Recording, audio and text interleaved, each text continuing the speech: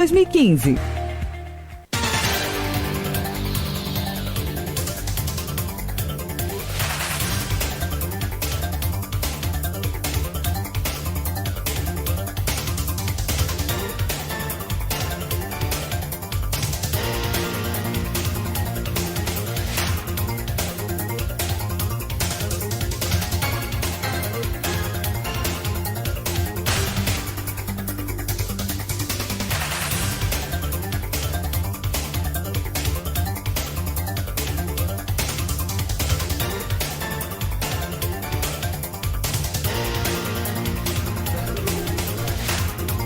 Sete horas e 34 minutos, voltamos e agora vamos convocar aqui, o nome já tá bem adequado, né? Vamos convocar a Maria Laura Gomes, vamos convocar a Bianca Inojosa entrando em campo, mas eu quero colocar até uma coisa aqui. Eu acho o seguinte, entre Júnior, eu quando vi o Júnior jogar pela primeira vez, ele era lateral direito. Começou como lateral direito no Flamengo. E aí o Flamengo fez um troca-troca com o Fluminense e pegou um dos melhores laterais direitos da época, que era o Toninho Baiano. Um jogador assim, fortíssimo, com muita habilidade e com pulmão, que era uma coisa impressionante. E aí o técnico do Flamengo deslocou o Júnior para a esquerda. Olha só, você vê. E formou talvez a ala, o jogo de ala mais impressionante do Rio de Janeiro, que era Toninho e Júnior. Os dois iam, mas iam inteligentes, né? Iam não toda hora, não juntos. Intercalados. E para mim, melhor que Júnior na lateral esquerda, só Nilton Santos. Essa é a minha opinião. Só Nilton Santos. Pode até dizer, mas será que jogou tudo? Esse pode ter sido. E melhor que Leandro, para mim, só Carlos Alberto Torres. Ou comparável, não sei nem se melhor. Mas comparável. O próprio Carlos Alberto tinha dúvidas nisso. Né? Tinha. O Carlos Alberto Torres dizia isso, que nunca viu um jogador como o Leandro. Porque o Leandro, ele jogaria de ponta esquerda, se ele quisesse. Então, esses dois jogadores, eu acho que não tem Leandro, menor... na final contra o Cobreloa, no Libertadores, jogou de meia direito. Jogou de meia. Sabe, não dá para comparar. Júnior depois foi campeão brasileiro em 92, craque do time com meia. Exatamente. E aliás ele voltou E já de cabelo branco, quando ele ganhou aquele Pouca gente se lembra, ele voltou do Pescara, ele jogou no Torino e no Pescara. Ele volta do Pescara, ele jogou de zagueiro. Com aquele tamaninho, jogou muito bem. Depois que ele foi jogar no meio. A primeira posição que ele volta, que ele jogava de líbero no Pescara, né? Então ele volta para jogando de zagueiro, jogou de zagueiro com aquele tamaninho, jogou uma temporada, jogou muito bem. Depois ele foi a volante, depois meia, né? São jogadores que a gente não vai esquecer. Foi campeão, né? Comandou aquele time. Esse Botafogo. Aí eu tava lá naquela final, 3-0. Esse Júnior jogando, teve talvez um dos primeiros jogadores assim com uma certa longevidade, né? Porque o Júnior jogou, foi campeão pelo Flamengo já com a cabeça grisalha. Sim, Vovô Júnior, aquele time era o time do Vovô Júnior. E a emoção dele contagiante, não? E se tornam jogadores, esses jogadores se tornam jogadores unânimes. Verdade. Quer dizer, eu conheço, por exemplo, o botafoguense, que tem mania de criticar todos os jogadores do Flamengo, né? Eu tenho um amigo, então, que é muito chato. Aí ele falava assim, não, o Zico. Eu falava, não, tudo bem, mas o Zico, eu não vou elogiar não, mas também não quero falar mal. Então o cara já pensava um pouco, né? Então tinha jogadores que se tornam jogadores unânimes. Verdade. Né?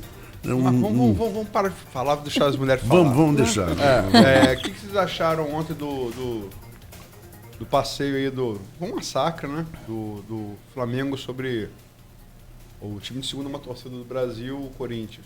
Que, embora seja um time que não esteja na fase boa, era um time caracterizado por não tomar muito gol. Isso. É a primeira vez que toma 4 gols. Com Carille, que caiu ontem, primeira vez que tomou 4 gols. O que vocês acharam? Bom dia, né? Primeiramente, obrigado pelo convite. Então, né? Eu achei que eu agradeço o Jorge Jesus por ele, tipo assim, explorar muito, conseguir tirar tudo de cada jogador, porque antigamente você precisava muito de um jogador, só um jogador no Flamengo para jogar. Hoje não, você tem vários. Ontem, por exemplo, ontem tinha o Bruno Henrique conseguiu fazer 3 gols. Depois o Vitinho foi e conseguiu mais um. Então o Flamengo hoje em dia não depende só de um jogador. A gente tem vários jogadores. Então acho que isso é muito importante. Gerson ontem pela atuação de gala. Nem sentimos falta de Gabigol. É isso que eu tô querendo dizer. A gente não precisa de só um jogador, entendeu? A gente tem qualquer jogador que você colocar vai surtir efeito, entendeu? Você, Bianca? Não, eu acho também isso aí, e é que ela está falando do resgate que ele fez mesmo, jogadores como Arão, e agora de ver aquele golaço que Vitinho fez. Nossa, mãe, que antes o cara pegava a bola, sempre isolava, um pequeno espaço, ele não precisou de distância, nada. Perna esquerda. Fez um golaço, limpou, né? E fez um golaço. Então, eu acho que até o principal reforço mesmo que o Flamengo tem que manter, primeiro é o técnico, ele está conseguindo resgatar e muita gente, e o time realmente está... E o que você falou, o Corinthians que sempre pregou de ter a melhor zaga, Gil joga muita bola e tal, e o Flamengo realmente deu um passeio. Essa intensidade que ele tem é muito boa, porque o Flamengo antigamente, na minha opinião, né? O Flamengo ficava jogando no primeiro tempo, tinha uma intensidade boa no primeiro tempo, no segundo vai lá e baixava. Hoje não, hoje você vê o Flamengo fazendo um gol, 2 gols e vai continuando. Tanto que quanto o Grêmio pediu para parar um pouco, né? O Marco fala sempre, acho que é correto falar. Eu lembro muito do Cláudio Coutinho, que foi o artífice técnico da Seleção Brasileira de 78 e o artífice daquele Flamengo de 81. Morreu no acidente de carro submarino, ali nas Cagarras. Aliás, eu fiz carro submarino, Bianca também com a Assis, fiz muitos anos. Por melhor que ele fosse, morreu por descumprir a primeira regra do carro submarino, né? Nunca mergulhar sozinho. E ele descumpriu essa regra e morreu. Mas enfim, Cláudio Coutinho falava, você falou da questão de intensidade, que ele procurava adaptar o princípio de 3 esportes para o futebol. Primeiro, do vôlei. Todo mundo marca, todo mundo defende. Segundo, do basquete. Ele falava do basquete americano, que ele achava a diferença do basquete dos Estados Unidos para os outros. Transição rápida e defesa-ataque, que realmente é muito rápido, né? Você vê, agora não mais, mas no começo, quando tinha o Dream Team, atacamos 5 contra 3, 5 contra 2, que a transição deles é muito rápida. Pega outro time com a defesa desmontada. E o terceiro, e aí acho que você fala, é do boxe. Que no boxe você dá um soco no cara, o cara tonteia, você não para de bater. Isso. Você bate até cair.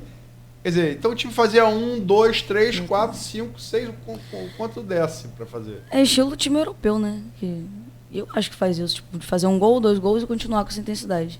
Não sei se todos os europeus, mas que não, alguns. A Alemanha fez pra gente, fez. E bonito. Fez pra ninguém esquecer. Atrás do outro. Se vocês concordam, o Flamengo é um time que ataca como time brasileiro e defende como time europeu. Isso. Acho que seja o segredo dele. Por ter trazido também, né? Rafinha, Felipe Luiz, que jogaram muito tempo lá. Gerson, então já trouxeram isso. Trazer jogador de lá, né? É sempre bom, né? Que já tem uma experiência e já sabe como funciona. É verdade. O caso do Flamengo fica muito evidente. As jogadas do Flamengo, elas são muito bem articuladas, muito bem treinadas. Mas o que impressiona é o aproveitamento, porque, por exemplo, eu assisti o jogo péssimo, diga-se de passagem, um jogo duro de ver, né? Aquele negócio duro de ver. Fluminense e Vasco, 0-0. Que coisa, devia ser -1 a -1 o resultado do jogo. O Fluminense chegou umas 5 ou 6 vezes na cara do gol, era para fazer todos, errou todos. Então, não dá. Você chega na cara do gol, jogou bem no segundo tempo. Tinha jogada? Tinha. Tinha contra-ataque? Tinha. Tudo bonitinho. Mas chega na cara do gol, chuta parece que está dando de trivela, a bola vai... Sabe? Não adianta o Flamengo não. O Flamengo tem uma conclusão impressionante. Mas não tinha antes, né? Porque com o Abelão já perdemos vários jogos, várias situações que o Flamengo ficava em cima, né, com os outros técnicos, com o Barbieri, com tudo, o Flamengo era isso. Em cima e não conseguia fazer o gol. Aí você terminava o jogo, a estatística lá, não sei quantos chutes, e perdia. Mas, Bianca, e com é treinamento. Jesus, tem isso que... É treinamento. Eu vi um técnico... O time que, só fazendo lá dentro, o time que mais concluiu no brasileiro, estatisticamente, até agora, foi o Fluminense Fernando Diniz. Exatamente. Sabia disso? O time que mais chutou a gol É. não foi o Flamengo, não foi o Palmeiras, foi o Fluminense Fernando Diniz. O time mais concluía, só que eu não acertava. Isso. Pois é. E o Flamengo Então, é isso é treino. Porque, olha só... O famoso pé na forma, né? Botar o pé na forma, exatamente. É o caso da cobrança de lateral. O jogador brasileiro teve uma fase que não treinava lateral. Nunca quis treinar. Mas imagina, eu vou treinar lateral. E lateral é treinado na Europa. Os caras treinam, tem estratégia de lateral. Quantas vezes eu vi gol sair de lateral? Ainda mais aquela que você pega ali na linha, né? Oh. Você joga lá na área. Exatamente. Coloca um que saiba. O cara que sabe o posicionamento dentro da área, primeiro pau, segundo pau. Que aquela bola cruzada, né, Luiz? Deixa o goleiro maluco. O Brasil teve um grande lateral direito, Djalma Santos, que era famoso por pegar a bola, um negro forte. Papai sempre falava que eu não peguei Djalma Santos, por óbvio. Mas que lateral com o Djalma Santos era escanteio. Ele jogava a bola dentro da área. Mas aí ele tinha um truque, né? Que ele revelou recentemente. Não, ele recentemente revelou lá na ESPN, ele foi entrevistado, há uns 10 anos atrás, estava vivo ainda. E, aliás, foi o primeiro jogador de grande longevidade, né? Foi o primeiro. Jogou até 38 anos, sei lá, na época. Ele dizia o seguinte, preste atenção, vocês que jogam, causa muito mais potência uma bola arremessada com uma mão somente do que com as duas. As duas mãos você tem mais precisão e menos potência. E o Djalma Santos, ele falou que ele tinha o seguinte, uma das mãos ficava aqui do lado, a outra ficava atrás da bola. Então, essa mão forte dele, que é a direita, que jogava, mas enganava, porque as pessoas achavam que ele estava porque o lateral tem que ser batido com duas mãos, então ele deu um jeito. Assim, mas ele fazia assim, como um arremesso de basquete. E era forte também. Muito forte. E era músculo puro, né, o Djalma Santos. Mas você para ver o jogo de ontem, foi um jogo... porque o Flamengo, ele tem esse Flamengo, ele tem como característica começar muito intenso. Isso. Eu falo que é o contrário do Brasil de 70. O Brasil de 70 era um time que tinha um segundo tempo muito melhor que o primeiro. Esse Flamengo não, é o contrário. O primeiro tempo dele é sempre melhor do que o segundo. Mas esse jogo de ontem, como o próprio Flamengo, pareceu o Flamengo Grêmio, que foi uma exceção também. Que os gols, se você tirar os 15 minutos do intervalo, se fosse assim, um tempo direto, foram 3 gols em 5 minutos. Isso é um treinador. E o Corinthians estava se defendendo bem. E o Flamengo, talvez porque Bruno Henrique jogando de centroavante, e é mais alto do Gabigol, insistindo muito em bola aérea. E a zaga do Corinthians boa, rebatendo todas, né? Quando o Flamengo conseguiu trabalhar umas jogadas mais de bola no chão, que é mais característica, os gols saíram, né? Quer dizer, o lance do pênalti, lógico. Isso que foi, E depois aquela pintura daquela jogada de Gerson. Verdade. Eu me lembro um pouco... outra coisa, o aproveitamento de gol de bola aérea na área do Flamengo está muito Arão. bom. Arão é maravilhoso de cabeça. Mas os dois zagueiros são ótimos. Sim. Isso me lembra um pouco há uns 3 anos botar atrás. a cabeça no lugar, que discutiu o baixar a Gabigol, bola, né? discutiu o Felipe Luiz. Mas me lembra um pouco aquela zaga do Atlético Mineiro, há uns 2, 3 anos atrás. Hever e aquele Leonardo. Era um perigo. Bum, gol. Hever é muito alto, né? Também. Bum, gol. E o outro também alto. E cabeceiam bem. Muito bem. Né? Cabeceiam bem. Bruno Henrique fez 3 gols, né? E Bruno Henrique é aquela história do atacante de mais de 1,85 m, né? Ele tem por aí 1,85 m. É um cara muito esguio, muito alto e muito veloz. Muita velocidade, Muito veloz. As pernas. Me lembro o cara correndo lá, o Bolt. 2 metros de altura. Ele me lembra nas arrancadas, no estilo um Mbappé, né? cara que você não pega.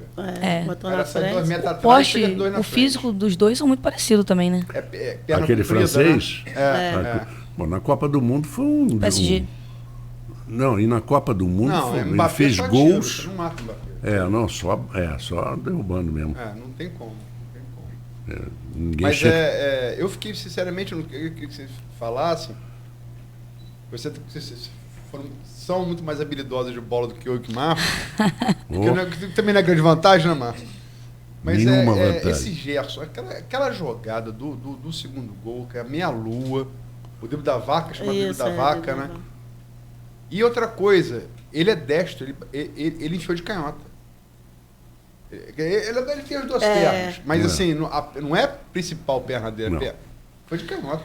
Quem é ambidestro consegue, né? Mas mesmo assim, não sendo a perna. Não, mas sei lá, um jogador, na minha concepção, é o cérebro do time. Exatamente, tanto que no jogo passado, né, que ele não jogou, o Flamengo com o Goiás lá, não foi, ele fez muita falta. Esse rapaz, o Gerson, o xará dele, o Canhotinha de Ouro, quando ele estava indo no Fluminense, o Canhotinha falou, olha, ele precisa ainda algumas orientações, ele de vez em quando some no jogo, dá umas... Coisa de garoto. Agora, a habilidade dele e a visão de jogo dele, isso era unânime. Todos os comentaristas falavam isso. Era unânime. E o Fluminense, mais uma vez, vendeu precipitadamente. Deveria ter segurado um pouco e vendido melhor. Eu sei, Marco, mas o Fluminense vendeu... Porque não tem jeito. Vendeu um ponta de lança indolente e o jogador que temos de volta é um segundo homem muito ligado no jogo. Então, Jorge Jesus até não entende porque o jogador é outro. Ele. Não, é outro. A posição é outra. A posição... pelo porte... ele é negro, né? Se eu tivesse que comparar com o Pogba, mas eu acho ele não tão habilidoso quanto o Pogba, mas mais intenso. Eu tivesse que dizer, até por questão da trajetória, eu comparei com o Schweinsteiger, o alemão. Que começou de meia esquerda também. A Copa de 2010, para quem não lembra, era meia esquerda. Schweinsteiger era homem de chegada, que recuou para segundo homem e virou. Era um bom meia esquerda e virou um gênio como segundo homem. Inclusive, tomou a pancada do Gerson Maradona aqui no Maracanã, na final do Copa do Mundo. Teve sangue frio, tomou ponta seco na cara, voltou pro jogo e mandou no jogo. Eu acho que parecido com o Schweinsteiger. Alto, elegante, cabeça em pé, as duas pernas, né? Exatamente. Mas aquela jogada do... O que vocês acharam? Cara, é difícil, né? Porque quando você dá esse drible, tipo, na meia-lua já é difícil. Ainda mais o drible da vaga, né? Bola por um lado, jogador pro outro. Queria saber por quê, né? Porque meia-lua faz mais sentido, mas enfim. Eu acho que é o olé na vaca, né? Do toureiro, né? Deve ser isso, né? E fazer a jogada difícil, ainda dar um passe lindo daquele. Quer dizer, você já dá o drible, já chega Não, meio a alcançar a bola, ainda conseguiu. E como ele disse, né? Você fazer com a perna que não é só boa, né? Eu acho muito complicado. Engraçado, né? Tem jogadores que são destros, isso porque não existe totalmente o ambidestro. Isso é muito difícil. A não ser Leandro. A não ser se for Leandro. Isso que falava era o Luiz Barbosa. Falava que nunca viu, nunca tinha visto. Agora, por exemplo, o Pelé chutava onde caía. O Zico chutava onde caía. Caía na esquerda, ele chutava, saiu uma varada. Mas os dois batiam falta de perna direita, né? Mas os dois batiam falta de perna direita. O único jogador que eu vi bater falta trocando as pernas, quando era necessário, foi o Caju. Quando era necessário, mas é destro. Mas é cada cacetada com a esquerda que era impressionante. Entendeu? E eu já vi jogador ambidestro mesmo no tênis. Luke Jansen. Esse eu vi. Sacar com a direita ou sacar com a esquerda e derrubar o adversário.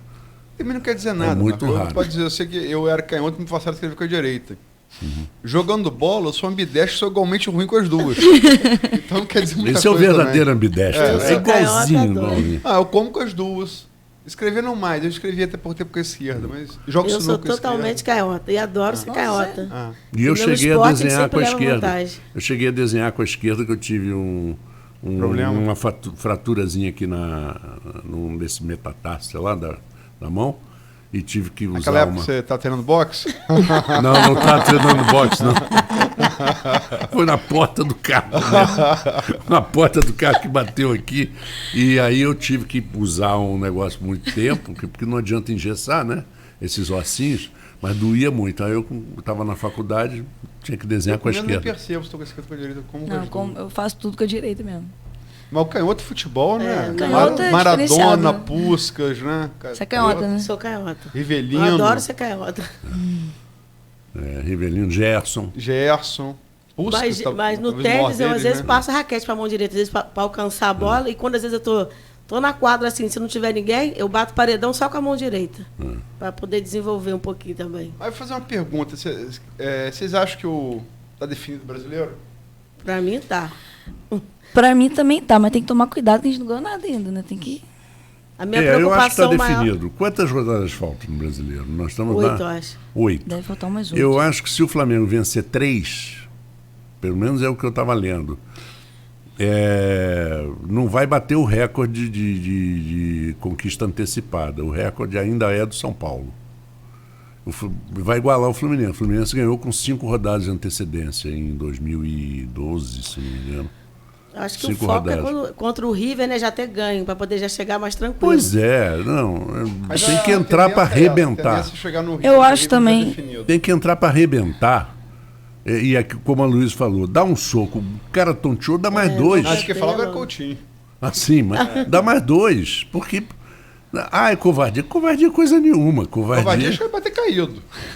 Aí você chutar. O cara cair, você vai. Ainda chuta a cabeça. Não, isso aí é boxe. Se você for levar para o não MMA, pode né? Você pode fazer a montada, sentar e rafa no cara aí. Mas hoje já estão afastando também, né? Quando sente que o cara já está... Não, mas no MMA você pode bater caído, né? Você faz a montada, bota o pé sobre o palito do cara e enfim, bate o cotovelo, bate de soco. Mas enfim, o princípio era do boxe, né? Primeiro que o cara toma o golpe, ele sente, ele atordoa. Né, 1-0, que é o mal do time brasileiro, faz 1-0 se fecha. E Coutinho falava não, você faz 1, você faz 2, você faz 3, aproveita que o time... O Flamengo fazia isso, né, Jorge Jesus? O Flamengo dizia que fazia isso e esse Flamengo... O próprio Zé Tentava, falou isso, né? que uma coisa que ele acha que parecia nos dois times é essa vocação ofensiva. Como é que apareceu aí? Leonardo Moreira. Isso não. Leonardo, não atrapalha o programa não, que você não tem microfone, os ouvintes não vão ouvir. Exatamente. Não anarquiza, não. E o River, gente? E o River? Eu gostaria de só pedir um favor a vocês. Eu vou juntar 2 intervalos para a gente ter 2 grandes segmentos. Ok. Preciso fazer o intervalo agora, aí a gente até o final do programa para conversar, tá certo?